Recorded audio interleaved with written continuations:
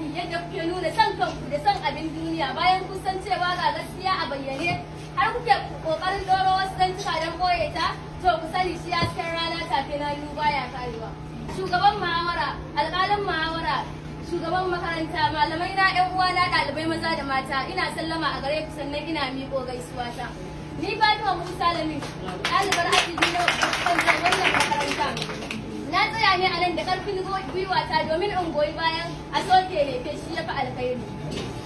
Don nan fayyatacciyar gaskiyar tawa nake cewa a taƙaice ma wai menene lefe?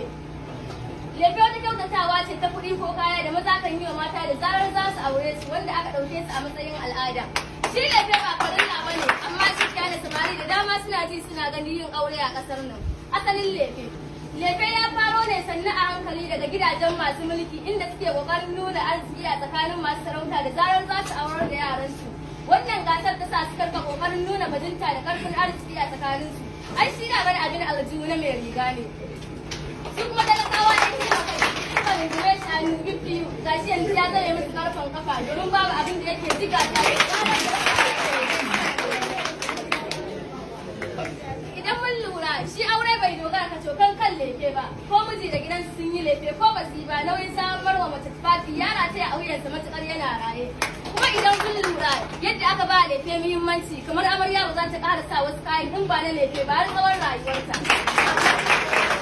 Shugaban muhawara yana da wuya kaga wani yana tambaya game da yadda lefe zai amfani zamantakewa to menene amfanin lefe a aure wajibi ne sai an yi yana da tasiri ga zamantakewa ko idan aka yi wa amarya abatuna da dama su ke samar da kyakkyawan zama. Ka san cewa lefe yana janyo yawan ƙarya a wajen maza inda za ka iske mutum ya dage wai shi sai ya burge mutane wato dangin matar. Wani sai ka ga yayi akwati 10 amma in ka tona yadda aka yi wani marance je wani kuma da mace wato ya kyaran ya kyaran. Za a gane cewa kawai ƙarya aka yi a cikin aure inda za ka gane fama da abin da za a ci. To me ya amfanin haka ko me ya sanadi da wannan kudin ya ci ya ja jarin da zai rike rayuwarsa na har abada wataƙila ma duk jarin sai kwashi a sanadin lefe kuma bayan auren ba shi da wani hujja akan kayan tun da sun zama ba nasa ba wai wa ya ga ciyawa da cin dole.